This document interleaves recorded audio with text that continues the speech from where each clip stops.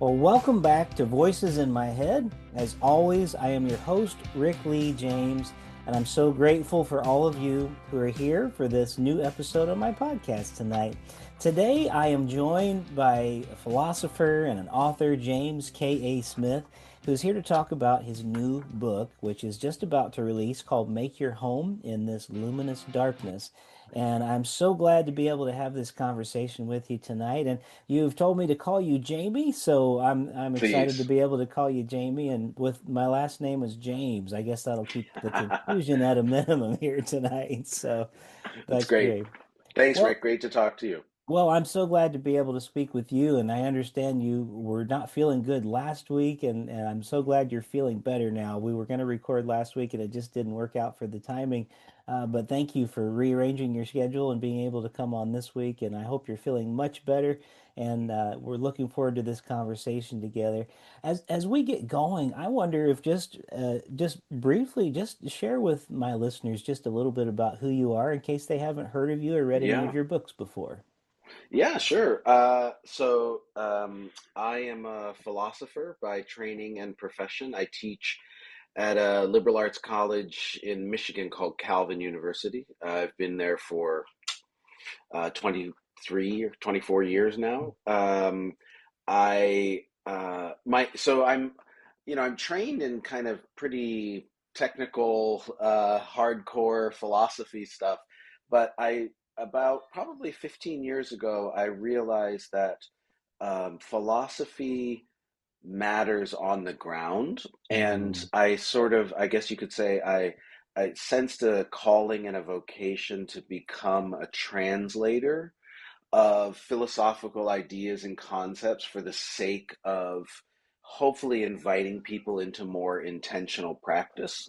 And so you and I have chatted beforehand a little bit about, books like You Are What You Love is one of my books, or On the Road with St. Augustine. These earlier books are all examples, I hope, of um, kind of trying to bring the philosophical cookies down to a lower shelf that practitioners and people engaged in ministry could see. Oh, this actually is a source of wisdom for us, and so that's kind of the calling I try to answer, and it's also what I'm trying to do in my classroom. I spend my day as an undergraduate professor, and in my department we talk about philosophy as a way of life, and mm. it's not just about knowledge, it's about wisdom. And this new book, Make Your Home in This Luminous Dark, is very much in that spirit. And thank you for sharing that and just helping us to get to know you a little bit. As I was telling you before we started, I appreciated when I found your books years ago, and You Are What You Love really is one that reminds us a lot about desires that shape who we are, and the things that we love end up being really the thing that we worship, and there are things that you've written about, such as cultural liturgies that we have. And so I want to just briefly mention that in case people have never read any of your books before. There are some that are pretty heady material, I would say, in some ways, and then some that I feel like you have broken down for lay people more to understand. And I feel like that is a great gift that you give to those of us that struggle sometimes. And even throughout my whole graduate degree, I struggled sometimes with the authors I was reading and the philosophers I was reading. So I really appreciate the heart that you have and the heart that you bring in material like this. Thank you so much. Yeah, thank you. So tell us a little bit about this Luminous Dark. I was privileged to have an advanced copy and to read through it. But I'd love to hear kind of from you what you mean, what you'd like our listeners to understand about what this luminous darkness is that you are describing in the book. Yeah, so it's uh, as you know from seeing the book, in a way, I'm inviting contemporary readers to find a source of wisdom and guidance in some fairly ancient voices that we sometimes call the mystics. Hmm. And one of and one of the most influential works that comes out of this mystical tradition is by Saint John of the Cross, and it's called The Dark Night of the Soul.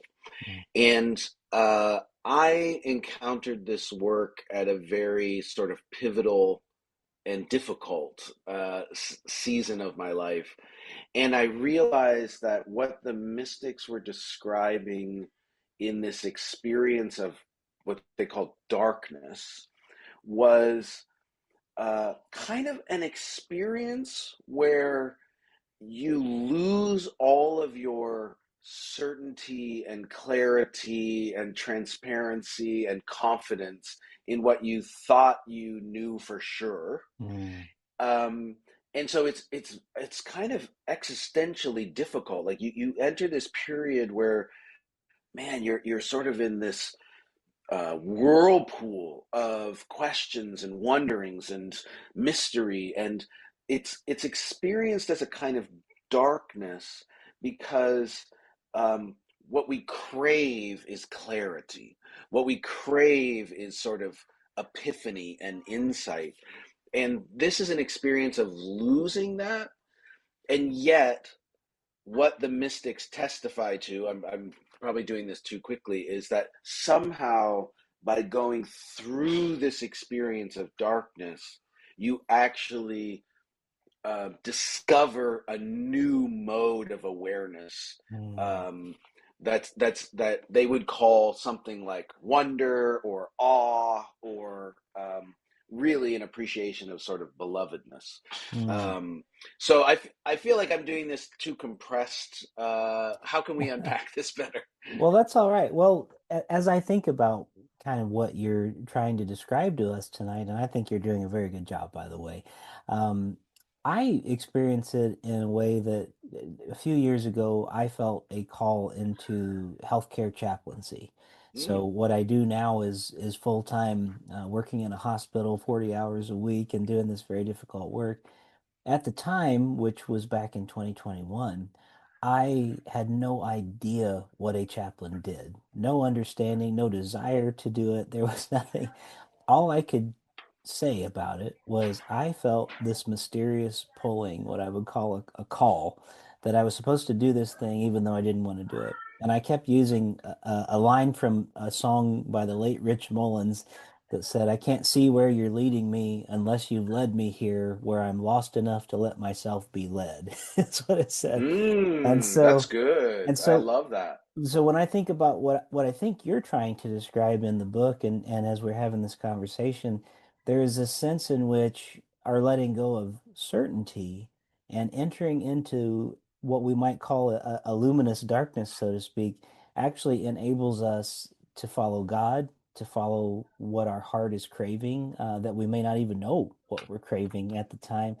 Yeah. And as I heard it once said, even about God, God cannot necessarily be loved or be known as much as God can be loved, but Yeah. that loving becomes sort of a way of knowing, in the midst. So, and what I'm saying somewhat correct as to what you're experiencing and writing about. Yes, exact. Totally resonates.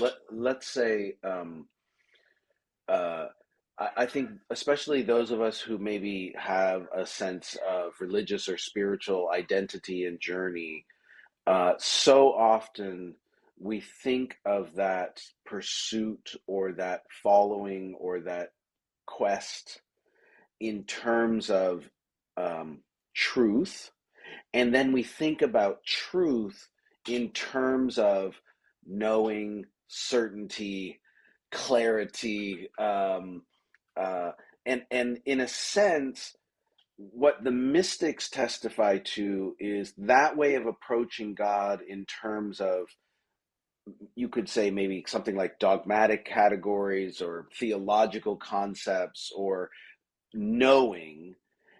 For the mystics, that's actually a fairly elementary way of relating to God and knowing God. And in a sense, to be thrown into an experience where all of your prior knowledge kind of doesn't apply anymore is frightening. Like Yeah. it's anxiety inducing. Like when you're answering this call, you're like, I don't even know what you're calling me to. I Mhm. feel like I'm being thrown into this cloud of ambiguity, but I'm trying to be faithful in hearing this whisper that's leading.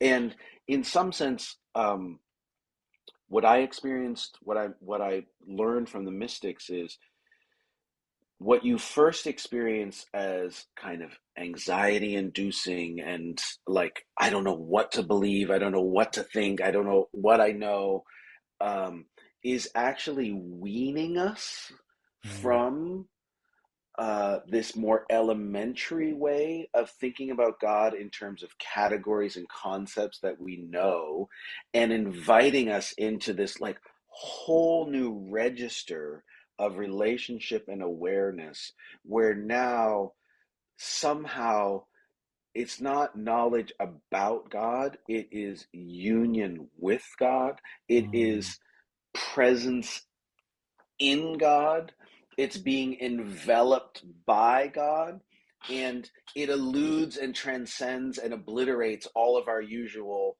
sort of binary categories and concepts, mm-hmm. which is also why the mystics sometimes got in trouble. Yeah. But what they're really trying to do is they're trying to follow this journey through the dark, to arrive in a almost like a country they, like you said, you didn't even know you wanted to be there until you answered the call, and then you realize, oh, this is the country that is the home I've been made for. Yeah.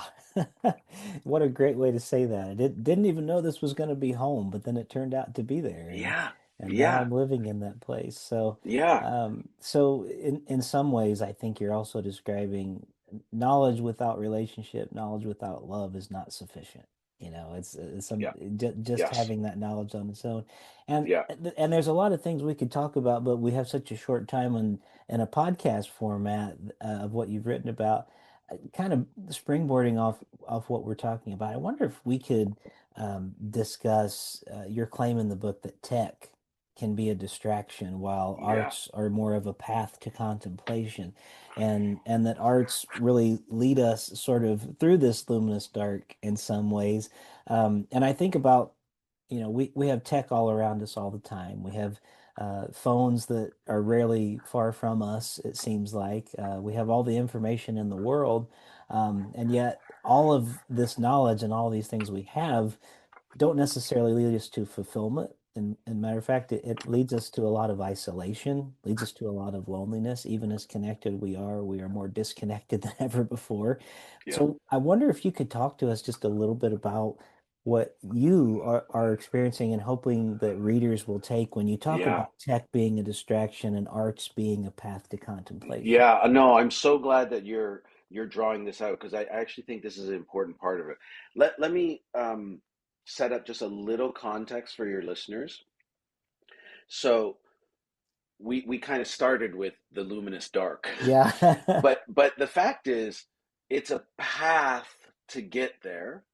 Mhm. And so the way I set it up, the way I kind of try to encapsulate mystical wisdom is by seeing mysticism not as this like rapturous, ecstatic experience, but instead thinking of it as a path. Mm, It's this path you walk, and to get to this place of the kind of upending dark that's the portal to liberation, you first have to journey through what I call solitude and silence. And mm, this is just, you know, retrieving what ancient monastics and the mystics talk about. So solitude is where we kind of um, look for ways to bring our attention back to center, to stillness.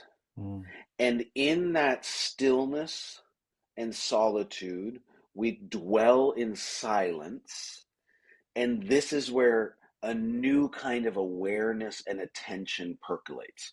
So that's a quick way of saying here's why you're rightly asking about distraction, technology, and so on. Interestingly, the mystics already in, you know, the 14th and 15th and 16th century were very aware of the dynamics of distraction and had never heard of Instagram. right. Now we have whole industries that exist to distract us in order to capitalize on our attention and turn it into money. So it would be hard for them to imagine actually what we fight against. But distraction, what happens in distraction is my attention is just frittered away and dissipates into a million different things so that I never attend to sort of my interiority, my inward life, which is the place where I'm going to meet the sort of fullness and infinity of God. Mhm. So I think um, one of the reasons why I think the mystical tradition has surprising relevance in the 21st century is because it is inviting us to become contemplative people. What do we mean by that? To be contemplative is to be people who know how to resist the distractions of a culture in order to focus and reflect and listen and dwell quietly in solitude and silence, and that's where things start to sort of percolate for us. Mhm. um, Part of what I'm suggesting in the book is, if you find yourself, maybe not very inclined to like sign up for monasticism and mysticism right out of the gate, to be a contemplative, in a way I think the arts are a kind of on ramp, a prelude to experiencing this sort of quiet and contemplation. Like Rick, for example, I think it's amazing. If you're in New York City, you're in just the bustle and madness of Midtown, and you hike up 53rd Street and you sneak inside the Museum of Modern Art and you go up to the second floor and you step into, I'm particularly interested in modern and contemporary and abstract art in many ways, but you get to a space where you can stand in front of Agnes Martin's remarkable work called Friendship. And one of the things that should strike us is how quiet it is in there. In some Mhm. ways, the gallery, the modern art gallery, the modern exhibition space is like one of the last quiet spaces where you can sort of be with this work and your thoughts in a way that you can attend to your emotions, your experiences, your thinking, your reflection. That's like a little bit of practice for contemplation. I would say that's the beginning of a kind of spiritual muscle exercise that has dividends to pay off for the spiritual life. What does that make Mhm. sense? It does. It does. You know, one of my great heroes in life is the late Fred Rogers, Mr. Rogers' Yes. Neighborhood. God And bless his memory. he had such a way of, I think, whenever I will watch an old episode of that show, he had a way of, I think, helping children cultivate some solitude. And there were times when he would be interviewed on shows or talk shows and things, and he would turn the interview around because he would start to listen to what the interviewer would say, and suddenly he was interviewing them, and he would ask them questions like, do you get enough quiet? This world is such a noisy place, and you could tell that he would disarm people, but at the same time it would get uncomfortable. And I i love remember that. i remember even an episode of the show where he wanted to show children how long a minute was, so literally set a timer so they could just sit in silence and wait and see how long a minute was around there. And those kind of practices are so rare. You're exactly right.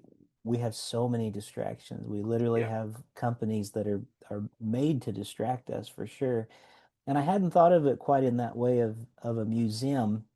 I think in my mind, it might be a better illustration actually than when I think of I want the house of God to be that, but there are so few times in our present situation where I even go to church and find a quiet moment or a Yeah. moment of solitude, Yeah. which is a sad thing. We're always It trying is. to distract and fill the air and make more noise and not give people time to catch up with what God might be doing in that Oh, moment. that is so true. Like, I mean, in some ways, if our congregations could create Sabbath moments of silence within our gatherings, Hmm. we would be helping people like exercise the muscles they need to become contemplative. And Yeah. and I would say, Rick, that in some ways, the reason why we are so susceptible to distraction, or at least a reason, is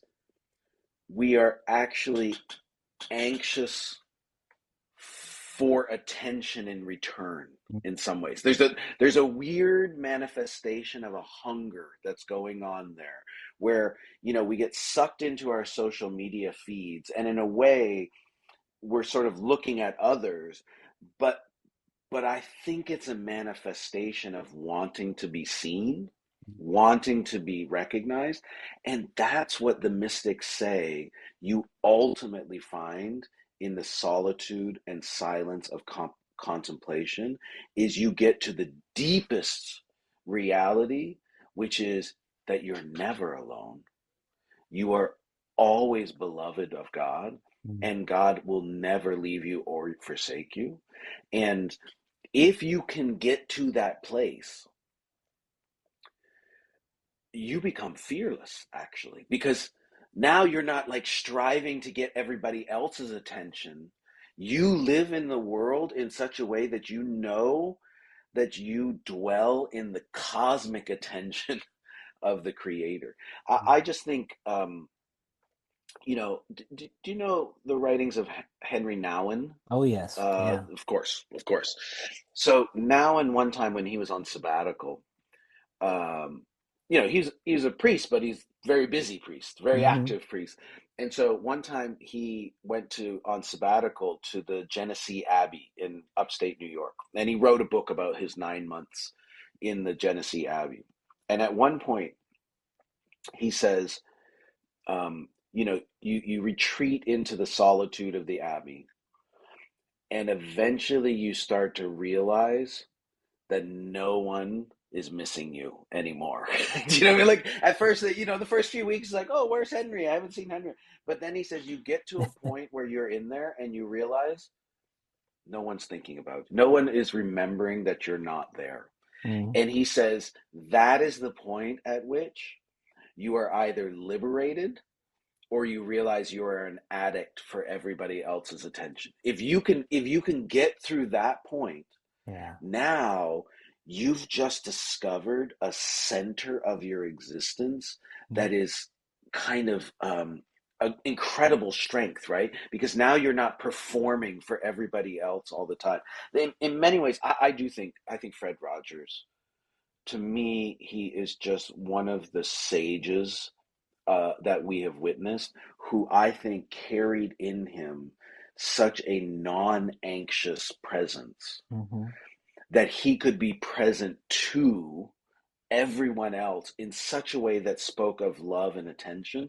That to me is the dream, to be to be that kind of person, um to be so centered, and I think that's what this contemplative mystical path is sort of offering.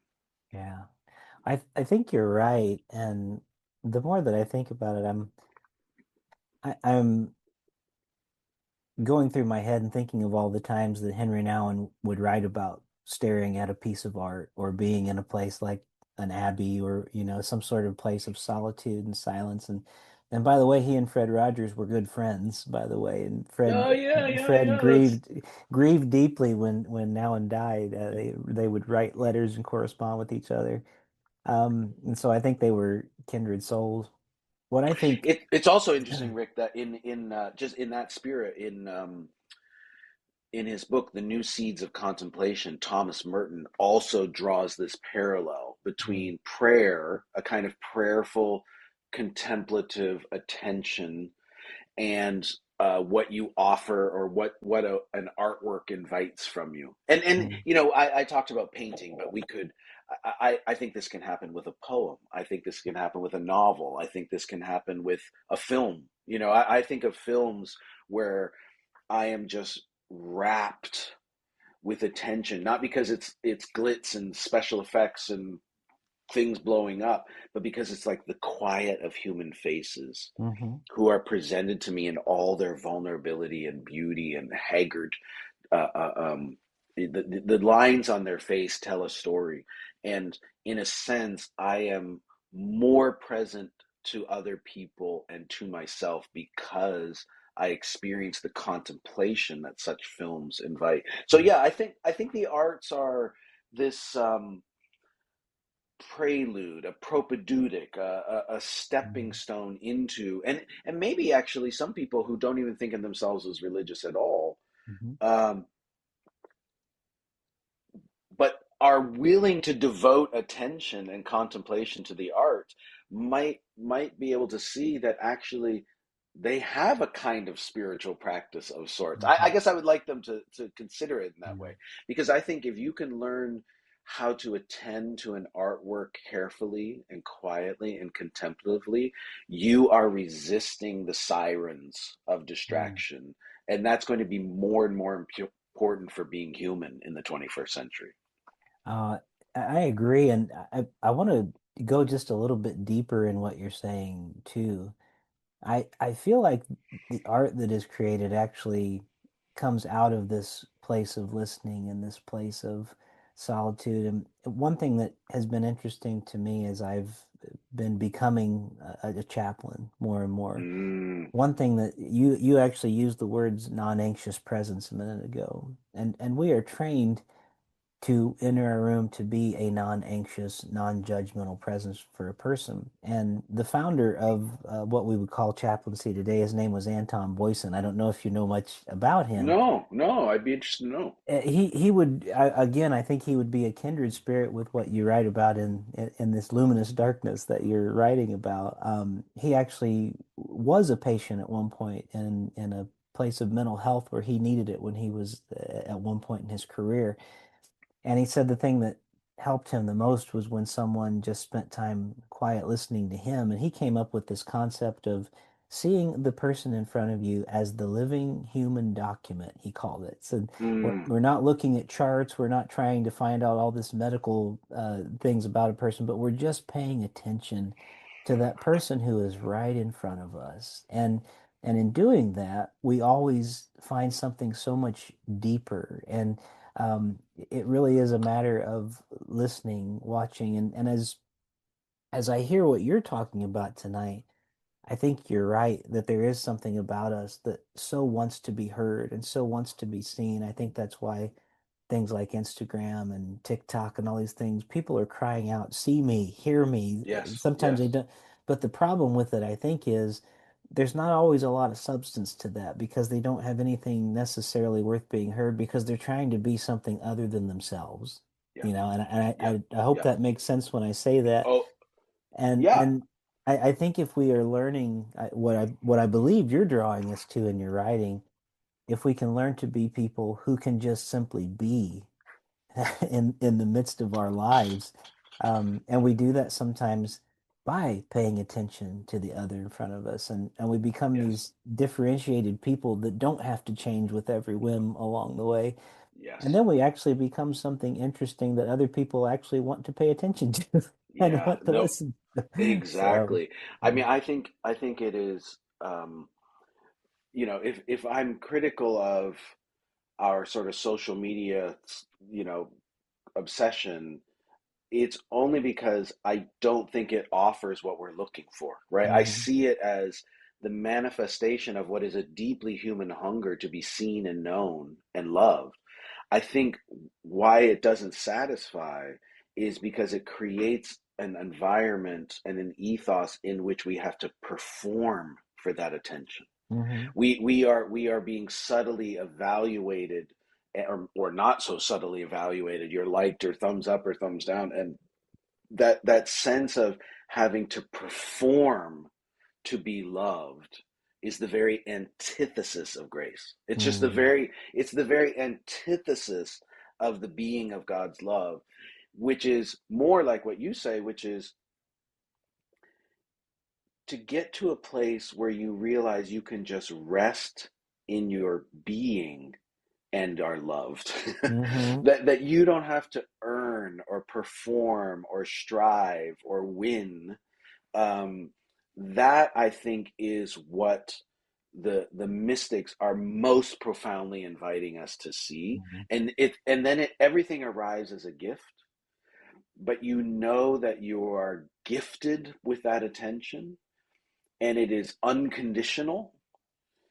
And what's interesting is, the mystics talk about you retreat into solitude and you dwell in the silence and you go through the dark, and it could sound like, oh, this sounds like a recipe for kind of like hiding from the world, or like getting egocentrically folded in on ourselves. And what's interesting is the mystics universally attest that actually by walking this path I become more compassionate, because in fact the more that I live with a sense of being known and seen and loved by the cosmic creator, the more I see every other single human being the way God sees them.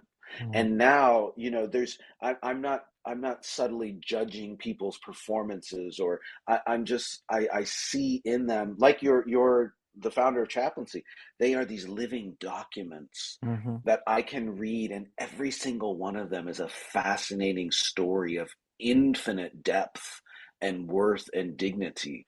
Um, each of them is like little stars that shine, and if we can get to the place where, because of our centeredness in being beloved, we start to then see our neighbors in that way, now that compassion just transforms social networks. Mm. It's a very, very different place from which, so I do think it resonates with what you're saying about what the Yeah. chaplain is trying to be. Yeah. It would probably say something about what you have to do to cultivate your own sense of identity, to be that person in the room for others. Very much so. And I think that's why when I read your new book, I think that's why it hits home so much with me, because I've had to learn how to be more silent, how to be more quiet, and even in the mornings to find more space to spend alone where I can listen, and just even using my five senses sometimes to just go Yes. through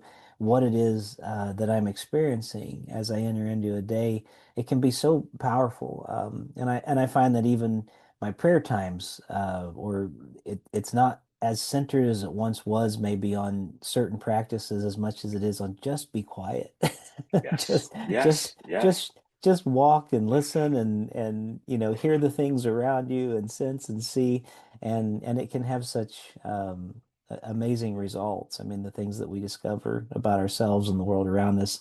And I think that's what you're calling us to, really, and what you've been writing about. There's so much depth here, and we just barely scratched the surface in the time that we've had together tonight. And I can't believe we've been talking for almost 40 minutes, 35 or 40 minutes at this point on this end. But just before we end our conversation together, I want to make sure that you have a chance, if there's something that you would like to leave with listeners, especially tonight. And I want to make sure also to let everyone know that in the show notes, I will have links to Jamie's new book, and where you should be able to go on and pre-order because it comes out very soon. Yeah. But yeah, please feel free and just share with our listeners something that's just been very important to you that you'd like them to hear before our podcast is done tonight. Oh, Rick, I just appreciate the conversation. I think you've drawn out so many of the themes that really kind of are the reason I wrote this book. I think I would just love for your listeners to know this is a book that comes out of my own sort of existential struggles in this regard. So in a way, I'm not just trying to be didactically instructing people about these historical sources. It's sort of, this is, I want to be on a journey with them. And I think probably what I'm hoping people would most find there is what Saint Teresa of Avila always used to love to quote from the New Testament, which is that perfect love casts out fear. Mhm. And I just think we find ourselves in an age in which all sorts of fears beset us. And understandably, completely understandably, there are all kinds of good reasons to be fearful. And in a sense, the mystics invite us to be honest about those fears and to enter into the difficulty of them. But if we can walk this path through solitude and silence and into the luminous cloud of darkness, what we find on the other side is a love that overcomes fear, a perfect love that casts out fear. And that's ultimately the invitation that I hope people would hear in the book. Wonderful. So, where our fear leads us to want to control things, Yeah. love actually makes room and allows people to be who they are supposed to be. Yes, and it's And yeah, amazing how liberating that can be. It liberates us for compassion. It liberates us for solidarity. It liberates us for care, and it's not hiding from the realities of the world. It is just giving us a center from which we can live with these uncertainties. We can yeah. live in the midst of them, and meet our neighbors there, and shoulder to shoulder, hopefully care for them. Wow. Well, thank you so much again for spending time this week. I'm so glad you're feeling better and we were able to have this Thank you. conversation tonight. I hope we'll be able to do it again sometime in the future. Just for everyone who was listening, in case you missed the title one more time, it's Make Your Home in This Luminous Darkness, and it is the new book by my guest this week, James K.A. Smith. I will have the link in the show notes of this podcast, so you should be able to easily access it and go there. So, as I say to my guests every week on this show, Jamie, thank you for being one of the voices in my head this week. Thanks, Rick. Great to speak with you. Thank you very much.